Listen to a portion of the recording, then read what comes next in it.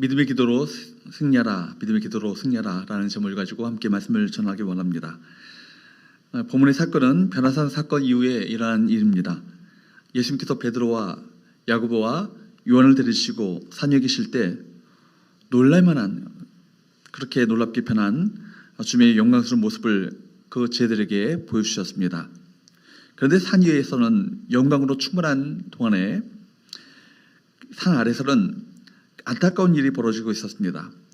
나머지 제자들이 있었던 곳에서 어떤 일이 벌어지고 있었습니까? 어떤 아버지가 자기의 병든 아이를 데리고 와서 제자들에게 고쳐주기를 원했던 거예요. 그런데 제자들은 그 아이를 고치지 못하고 진땀을 뻘뻘 흘리면서 서기관과 바리새인들에게 망신을 당하고 있었습니다. 그리고는 병든 아이와 아버지를 뒤로한 채 서기관과 바리새인들과 더불어서 변론을 하고 있었습니다. 그때 예수님께서 오셨던 것이죠. 그리고 예수님께서 말 못하고 못 듣는 귀신아, 내가 네게 명하노니 그 아이에게서 나오고 다시 들어가지 말라 명령하셨을 때 귀신이 떠나가고 바로 온전하게 되었습니다. 여러분, 변화산 위에서는 영적으로 신비한 일, 엄청난 영광스러운 일이 그 변화산에서 벌어지고 있었습니다. 정말 산 위에서는 천국이 일어나는 것이죠. 그런데 산 아래에 있는 제자들은 무기력했고 산 아래는 실패의 현장이었던 것입니다. 교회 안에서의 그 믿음이 세상에서 전혀 능력을 발휘하지 못하는 그런 무기력한 현실을 이 본문 가운데 보여주고 있습니다. 우리 믿는 이들이 어떻게 이 세상 속에서 믿음의 실력을 발휘할 것인가? 오늘 본문을 통해서 영적인 교훈을 함께 얻을 수 있길 바랍니다. 세 가지 함께 레슨을 함께 나누기 원하는데요. 첫 번째, 한번 따라할까요? 교회가 믿음을 잃어버릴 때 세상으로부터 조롱당한다. 교회가 믿음을 잃어버릴 때 세상으로부터 조롱을 당한다는 것입니다. 14절 말씀을 한번 볼까요? 같이 한번 읽어보도록 합니다. 시작. 이에 그들이 제자들에게 와서 보니 큰 무리가 그들을 둘러싸고 서기관들이 그들과 더불어 변론하고 있더라. 무슨 변론입니까? 18절 말씀에 보면 그 변론은 제자들이 병원이 귀신 들린 아이를 고치지 못하는 것과 관련된 것이 분명합니다. 아마도 서기관들은 제자들이 귀신을 쫓아내지 못하자 이를 빌미로 제자들에게 악에 찬 조롱과 비난을 퍼붓던 것으로 보입니다. 이에 제자들을 변론했다고 하는데 NIV 성경 보니까 arguing이라고 되어 있습니다. 논쟁하는 것이죠. 물론 그 논쟁의 실체는 다음에 나오는 귀신 들린 아이의 병을 고치지 못하는 일이었습니다. 예수께서 계시지 않을 때 바로 그때는 바로 제자들에게 예수님의 능력을 행할 수 있는 좋은 기회입니다. 그러나 제자들에게서 영적인 실력이 나타나지 않았습니다. 귀신 들린 아이의 아버지는 예수님께 뭐라고 말합니까? 18절 하반절 말씀을 볼까요? 같이 한번 읽어보도록 합니다. 시작. 내가 선생님의 제자들에게 내쫓아달라고 하였으나 그들이 능히 하지 못하더이다. 그 제자들의 무능력을 고발하는 것입니다. 왜 제자들에게서 이런 능력이 나타나지 않았을까요? 단지 예수님께서 변화산에 올라가셔 계셨기 때문입니까? 제자들이 지금 이 상황에서 귀신을 내쫓지 못했던 그 이유는 무엇입니까? 귀신 들린 아이의 아버지의 말을 들었던 예수님의 반응은 무엇입니까? 19절 말씀을 보겠습니다. 19절 시작. 대답하여 이르시되 믿음이 없는 세대여, 내가 얼마나 너희와 함께 있으며 얼마나 너희에게 참으리요, 그를 내게로 데려오라 하시매. 제자들이 병을 고치지 못했다는 말을 들었던 예수님의 첫 번째 반응은요, 믿음이 없음에 대한 탄식이었습니다. 여러분, 여기서 믿음이 없다, 히라버 아피스토스라는 말입니다. 이 말은 믿음이 고갈된, 철저히 믿음이 없는 불신앙의 상태를 말하고 있습니다. 주님은 병을 고치지 못하고 변론만 하고 있었던 그 제자들을 향해서 믿음이 없는 세대여, 이렇게 지적하십니다. 그들의 믿음 없음을 한탄하신 것입니다. 지금 제자들은 자신들이 과거에 경험했던 것으로 어느 순간에 교만이 들어가 하나님을 전적으로 의지하지 않았던 것으로 보입니다. 여러분, 반드시 그렇습니다. 내가 뭔가 갖고 있고 내가 뭔가 된 줄 알면 주님을 전적으로 의지하지 않습니다. 절실함도 없고요, 간절함도 없습니다. 그들 마음에 어떤 생각이 있었을까요? 왕년에 내가 그래도 귀신을 내쫓아 봤는데 그런 자신만만함이 있지 않았겠습니까? 그러니까 하나님을 전적으로 신뢰하지 못하고 하나님을 전적으로 절실하게 간절하게 의지하는 마음이, 그 믿음이 없었던 것이죠. 일찍이 주님께서는 제자들에게 귀신을 쫓아내고 병자들을 치유할 수 있는 충분한 능력을 주신 바 있었습니다. 마가복음 6장 17절과 13절 말씀을 보겠습니다. 같이 한번 읽어보도록 할까요? 시작. 12제자를 부르사 둘씩 보내시며 더러운 귀신을 제어하는 권능을 주시고, 13절, 많은 귀신을 쫓아내며 많은 병자에게 기름을 발라 고치더라. 주님께서 더러운 귀신을 제어하는 권능을 그 제자들에게 주셨어요.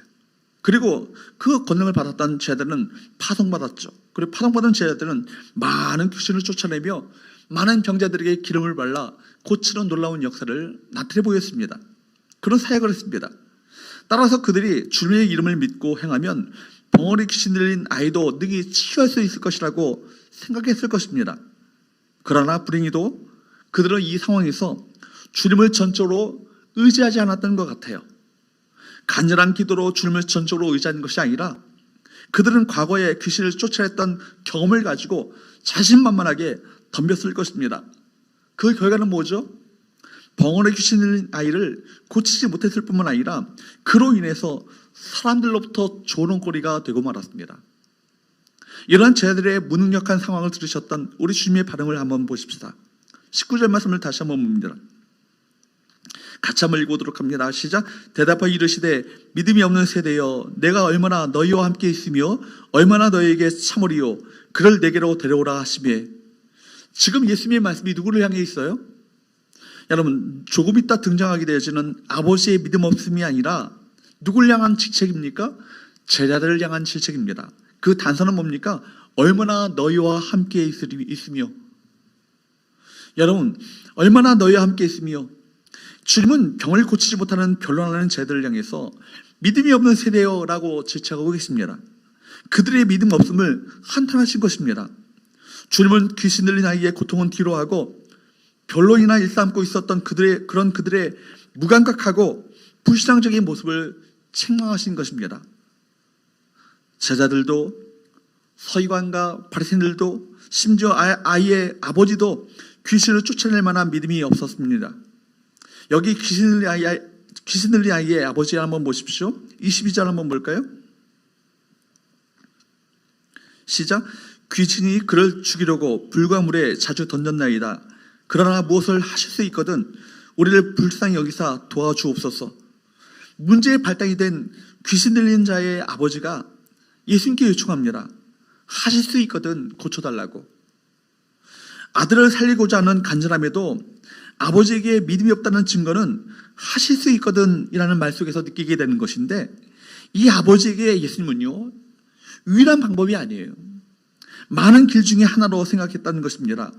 그런데 또 하나 또 여지가 있다면, 믿음은 바로 그렇게 또 다른 여지가 있다면 믿음은 역사하지 않습니다. 오직 주님만 의지하고 전적으로 주님 앞에 메어 달리는 그 간절한 믿음 가운데 주님께서 함께 하시고 역사하시는 것이죠. 23절 말씀을 볼까요? 예수께서 뭐라고 말씀하십니까? 같이 한번 읽어보도록 합니다. 시작. 예수께서 이르시되 할 수 있거든이 무슨 말이냐?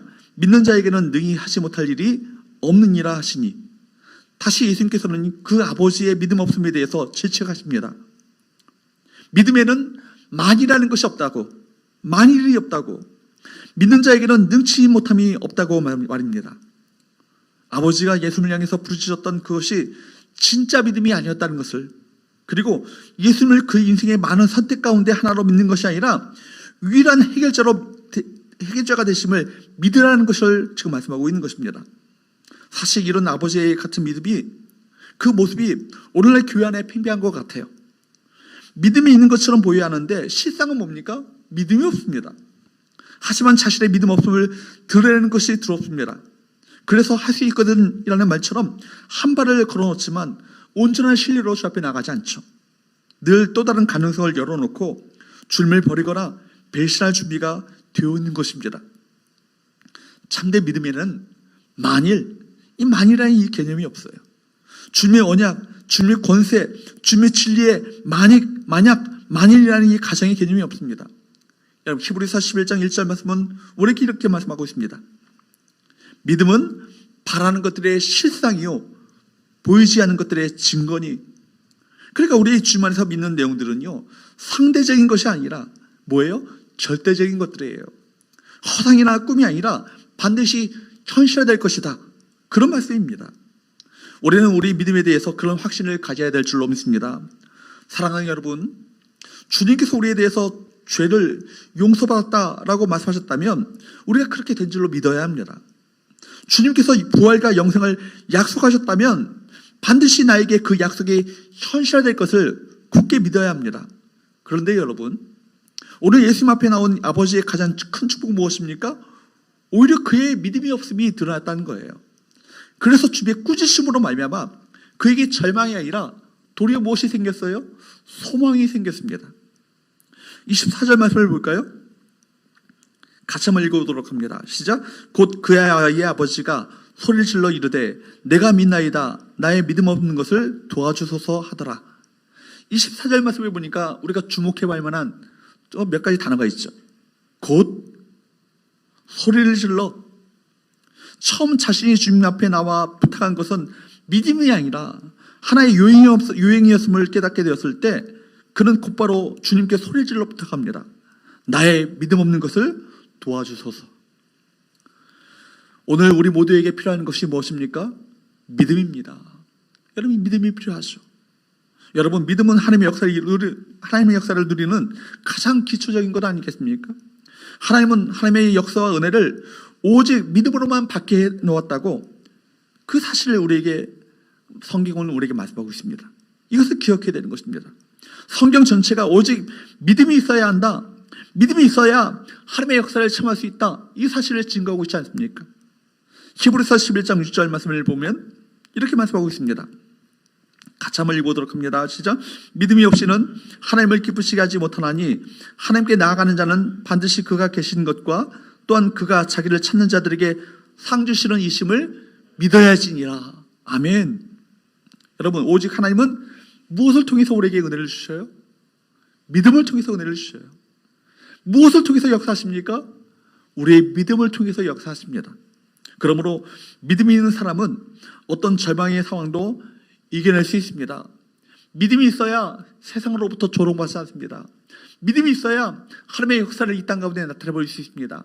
믿음이 있어야 하나님의 능력 있는 바로 능력의 사람으로 이 땅을 살아갈 수 있는 것입니다. 두 번째로 따라할까요? 기도로 믿음을 나타내라. 기도로 믿음을 나타내라는 거예요. 하나님께서는 우리의 믿음을 통해서 은혜를 주시고 믿음으로 말미암아 하나님의 역사를 누릴 수 있는데 우리의 믿음을 어떻게 나타낼 수 있겠습니까? 믿음으로 나타내는 것은 뭡니까? 기도입니다. 여러분, 왜 자신들은 귀신을 쫓아내지 못했냐는 그 제자들의 질문에 예수께서 말씀하시죠. 왜 제자들의 믿음이 이렇게 떨어졌습니까? 다시 29절 말씀을 볼까요? 29절 말씀을 보게 되면 같이 한번 읽어보도록 합니다. 시작. 이르시되 기도 외에 다른 것으로는 이런 종류가 나갈 수 없느니라 하시니라. 주님께서 제자들에게 능력을 얻는 비밀을 알려주십니다. 능력을 얻는 비밀은 뭐예요? 기도예요. 9 제자들은 귀신을 쫓아내려 온갖 노력을 다했지만 실패합니다. 그들은 인간적인 열심으로 하고 하늘로부터 부어지는 능력을 여러분 의지하지 않았습니다. 능력은 우리의 열심으로 되는 것이 아니에요. 능력은 어디로부터 옵니까? 위로부터 옵니다. 여러분, 그렇기 때문에 기도하는 사람이 위로부터 오는 그 능력을 받게 되는 것입니다. 자신의 능력 없음, 한계를 철저히 아는 사람, 정말 어저께 우리 김선 목사님 그저께 말씀드렸던 것처럼 바닥까지 내려간 사람, 이제는 아무것도 의지할 것이 없다고 느껴지는 그 사람만이 바로 하나님을 의지하며 기도하게 되는 것입니다. 자신의 힘과 재주를 믿는 사람은 아직 기도할 준비가 되어 있지 않은 거예요. 이엠 바운즈, 기도의 사람 바운즈는 기도의 진실이라는 그 책에서 본문의 이 말씀을 설명하면서 이렇게 말합니다. 그들의 믿음은 기도로 배양되지 않았다. 그들은 그 일을 할 수 있는 능력을 갖는데 실패하기 전에 이미 기도에서 실패했다. 하나님의 일을 하는데 필요한 한 가지 일은 기도였다. 하나님께서 우리에게 하라고 하신 일은 기도 없이는 이루어질 수 없다. 여러분, 이전에는 그들에게 능력이 나타났습니다. 그런데 왜 지금은, 오늘은 왜 나타나지 않습니까? 오늘 일을 위해서는 오늘의 기도가 필요합니다. 어제의 성공에 도취되어서 기도를 소홀히 하면 하나님의 능력은 어느 순간 사라지고 맙니다. 우리에게 하나님의 능력이 필요하지 않은 순간은 없죠. 여러분, 능력의 출처는 하나님이십니다. 아무리 좋은 핸드폰을 갖고 있다 할지라도 배터리가 여러분 방전되고 난다면 아무런 소용이 없는 거예요. 오늘날의 교회가 능력을 잃어버렸다면 그 이유는 다른 것이 아닙니다. 여러분, 기도의 부재입니다. 기도하는 일에 게을러지고 형식화되어지고 의식화된 거예요. 교회도 성도도 기도에 성부를 걸려고 하는 의지가 약해진 것입니다. 기도에 대해서 모르는 거 아니죠. 많은 사람들이 기도에 대해서 많이 압니다. 교회에서 방송에서 기도에 대한 설교를 얼마나 많이 했습니까? 그러나 실제로 기도의 자리에 있지 않고 기도의 능력을 믿지 않는 것입니다. 회의도 잘하고 분석도 잘하고 말도 참 잘합니다. 모든 거 다 잘하는데 뭐가 약해졌어요? 기도가 약해졌어요. 옛날보다 교회가 훨씬 더 세련되지고 여러분, 프로그램도 다양해졌지만 영적으로는 잠들어졌습니다. 여러분, 기도가 약해지면 믿음이 떨어지고 믿음이 떨어지면 영적인 권능을 잃어버리고 마는 것입니다. 사랑하는 성도 여러분, 우리 예수님을 한번 보십시오. 예수님의 능력 있는 삶의 비밀은 어디에 있어요? 기도에 있습니다. 여러분, 복음서에 보면 예수님의 일상 중심에는 항상 센터에 무엇이 있습니까? 기도가 있습니다. 하나님의 아들이신 예수님께서 기도에 힘쓰셨다면 우리는 말할 것도 없어요. 기도가 없이 능력 있는 그리스도인의 삶을 살 수 있겠습니까? 여러분, 하루에 얼마나 기도하십니까? 바쁜 현대의 도시 환경 속에 살면서 기도의 시간을 만들어간다는 것은 그리 쉬운 일은 아니에요. 그러나 짧은 기도, 형식적인 기도, 의식적인 기도, 습관적인 기도, 그저 그런 기도 갖고는 세상에 나가서 영적인 권세와 능력을 발휘하는 신자가 될 수 없는 것입니다. 무기력한, 무능한 그 제자의 모습을 이 세상 가운데 볼 수밖에 없는 것이 아니겠습니까?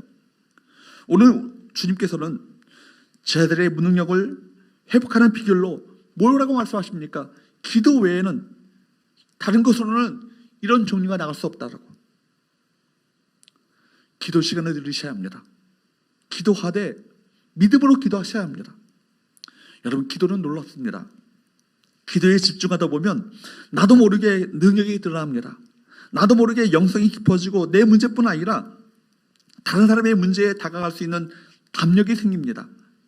기도 시간만 늘어나는 것뿐인데 주변에서, 내 주위에서 특이한 일들이 일어납니다. 누군가를 위해서 기도해 주었는데 능력이 나타납니다. 응답에 대한 확신이 일어나고 나중에는 담대한 선포를 하게 됩니다. 어느 순간 영적인 능력이 나타나게 되어지고 그런 일들이 우리 주변에 정말 신기한 우연치 않은 일들이 벌어지게 되는 거예요. 신자가 능력이 없으면 세상에서 설 자리가 없습니다. 영권이 없으면 세상 속의 사람들과 못할 게 있겠어요. 그리고 공공연하게 무시당하고 조롱당합니다.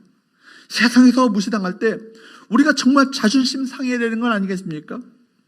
우리가 다시금 손을 맞잡고 주님께 기도해야 합니다. 교회가 기도해야 되고 성도가 기도해야 합니다.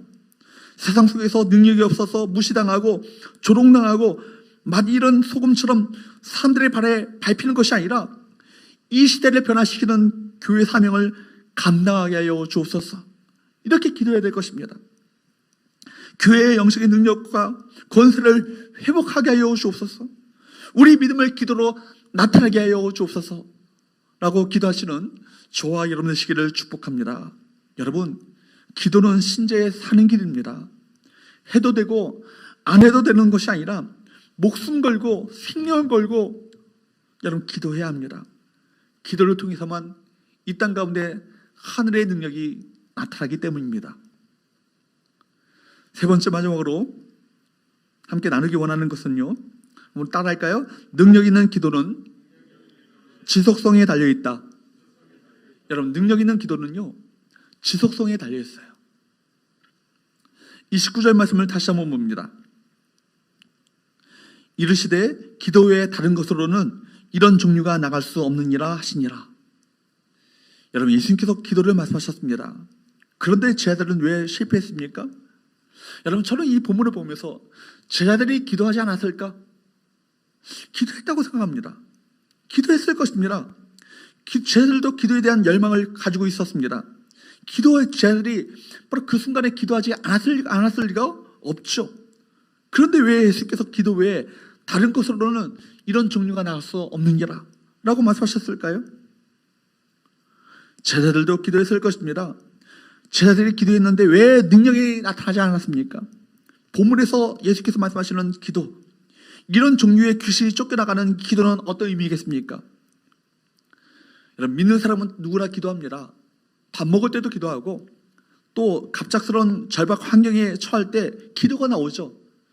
전쟁에서 무신론자가 없다, 그런 얘기를 합니다. 무슨 얘기예요? 여러분, 전쟁 같은 위기 순간에는 무신론자조차도 기도한다는 것입니다. 그런데 다 같은 기도가 아니에요. 우리 예수님께서 어떻게 기도하셨는가, 이것을 자세히 들여다봐야 합니다. 예수님께서 평소에 어떻게 기도의 생활을 하셨습니까? 새벽 아직 밝기 전에 습관에 따라 기도하셨습니다.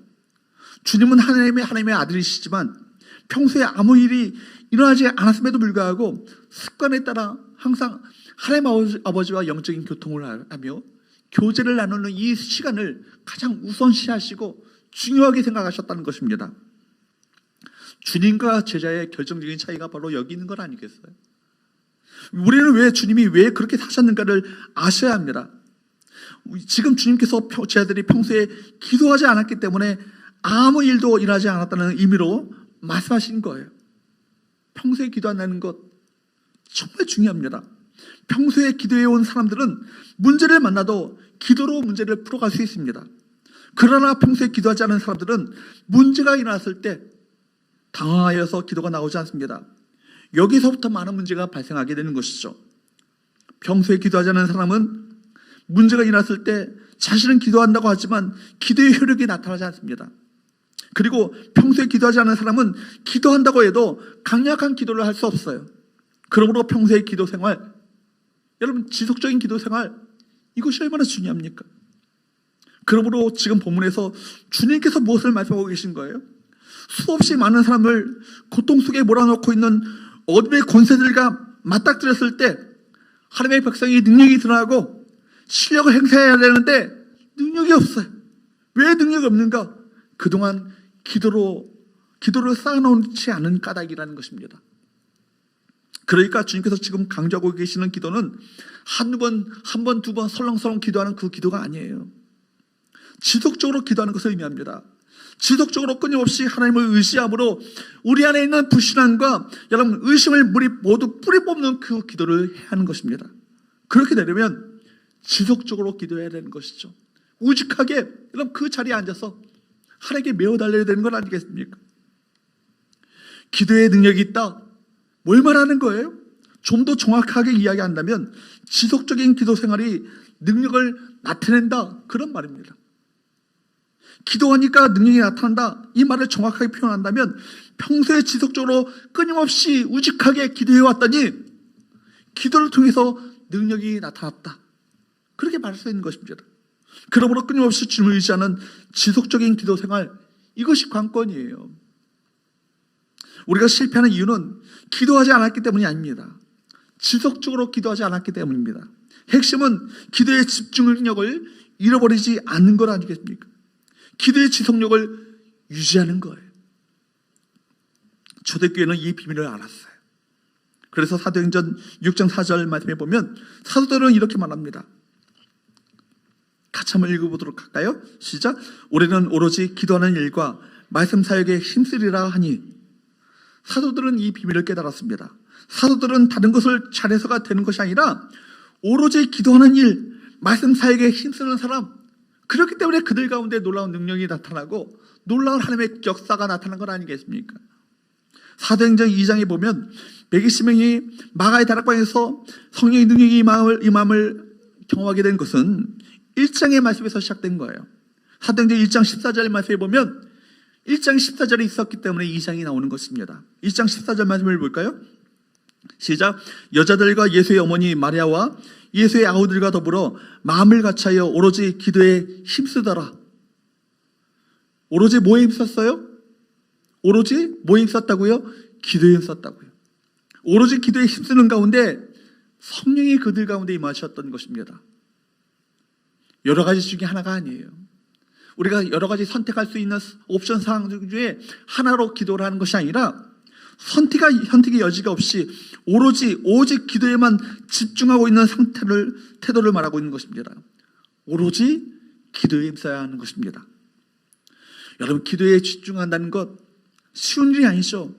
오늘날과 같이 바쁘게 돌아가는 현대 문명 사회에서 기도에 몰입하는 것이 쉽겠습니까? 늘 분주하잖아요. 늘 바쁘잖아요. 얼마나 해야 할 일이 많습니까? 그런 사만한 환경 가운데 우리를 살아가고 있습니다.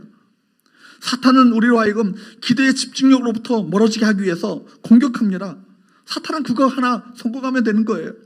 그런데 현대교회가 바로 이 사탄의 공격에 여지없이 무너집니다. 교회도 기도하지 않아요. 성도도 기도하지 않아요.